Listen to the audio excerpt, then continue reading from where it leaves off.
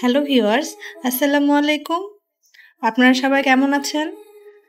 আজকে আমি আপনাদের জন্য রেসিপি নিয়ে হাজির হয়েছি আলু পটল দিয়ে রুই মাছের পাতলা ঝোল। সো রেসিপিটি দেখার জন্য আমার সঙ্গে থাকুন। যারা রান্না করতে পারেন তারা তো পারেনই, আর যারা নতুন রান্না করতে পারেন না তারা আমার এই রেসিপিটি ফলো করতে পারেন। তো চলুন রান্না শুরু করা যাক। তো প্রথমে আমি এখানে চুলা জ্বালিয়ে নিয়েছি, কড়াই বসিয়ে নিয়েছি, কড়াইটা গরম হয়ে এসেছে। এখন আমি এখানে দিয়ে দিব সয়াবিন তেল, এবং এই তেলের মধ্যে দিয়ে দিব আমি লবণ স্বাদ মতো। আর এদিকে আমি মাছগুলো ধুয়ে ভালো করে লবণ, সামান্য একটু লবণ, যেহেতু আমি তেলে একটু লবণ দিয়েছি তাই এখানে আমি সামান্য একটু লবণ, 1 চামচ হলুদ আর 1/2 চামচ মরিচ গুঁড়া দিয়ে মেখে রেখেছি 10 মিনিট আগে। তো তেলটা আমার গরম হয়ে এসেছে। এখন আমি যে মেখে রাখা মাছগুলো ভালো করে ভেজে নেব। তো মাছগুলো আমি দিয়ে দিয়েছি। এক পিঠ ভাজা হয়ে গেলে অপর পিঠ উল্টে দিব। আমি একটু লাল লাল করে মাছগুলো ভাজবো তেলে। তো এই পিঠ আমার হয়ে গেছে ভাজা। এখন আমি মাছটা উল্টে দিব। তো দেখুন আমি কিভাবে মাছটা ভেজেছি। এখন অপর পিঠটা আমি এভাবে ভেজে নিব। তো মাছগুলো আমার 2 সাইডে ভাজা হয়ে এসেছে। এখন আমি মাছগুলো তুলে নিব সব বাটিতে। মাছগুলো আমি তুলে নিলাম, এবং এই মাছ ভাজা তেলের মধ্যে আমি, যেহেতু আমি মাছগুলো পটল আর আলু দিয়ে রান্না করব ঝোল ঝোল করে, সো এক সাইডে পটল আর এক সাইডে আলুগুলো ভেজে নিব ভালো করে গরম তেলের মধ্যে দিয়ে। এখানে আমি লবণ বা হলুদ কোনো কিছু দিব না, কারণ মাছ যে ভাসছে আমি এই তেলে সবকিছু আছে।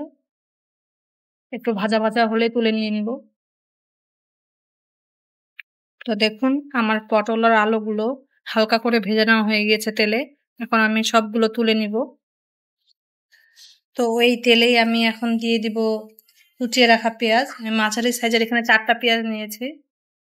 তো পেঁয়াজগুলো আমি গরম তেলে দিয়ে দিয়েছি, এবং পেঁয়াজগুলো আমি হালকা বাদামি রঙের ভেজে নিব। তো দেখুন পেঁয়াজগুলো আমার হালকা করে ভাজা হয়ে এসেছে। এখন আমি এখানে দিয়ে দিব নরমাল পানি। এই পানিটা দেওয়ার কারণ পেঁয়াজগুলো সিদ্ধ হবে। তো মোটামুটি পানিটাতে বলক চলে এসেছে। এখানে আমি এখন দিয়ে দিব অল্প পরিমাণে লবণ, যেহেতু আমি আগে লবণ দিয়েছি সেজন্য অল্পই দিলাম। আর দিয়ে দিব এখানে আমি হলুদ 1/2 চা চামচ পরিমাণে, আর দিয়ে দিব 1/2 চা চামচ পরিমাণে শুকনো মরিচের গুঁড়া। হালকা করে মিক্স করে নেব সবগুলো। এরপরে দিয়ে দিব আমি এখানে 1/2 চা চামচ রসুন বাটা, 1/2 চা চামচ আদা বাটা, এবং দিয়ে দিব 1 চা চামচ জিরা গুঁড়া। সবগুলো একসাথে মিক্স করে নিব আমি।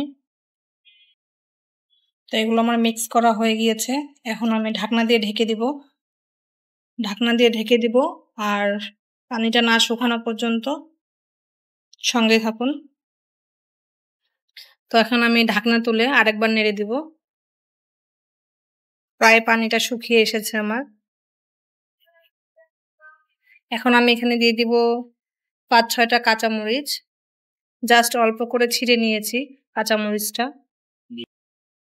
এখন আমি আরেকটু ঢেকে দিব ঢাকনা দিয়ে 1-2 মিনিটের জন্য। তো দেখুন একদমই পানিটা শুকিয়ে গেছে আমার তরকারির। সো এখন আমি এটা কষিয়ে নিব কাঁচামরিচের সাথে পেঁয়াজগুলো আর মশলাগুলো।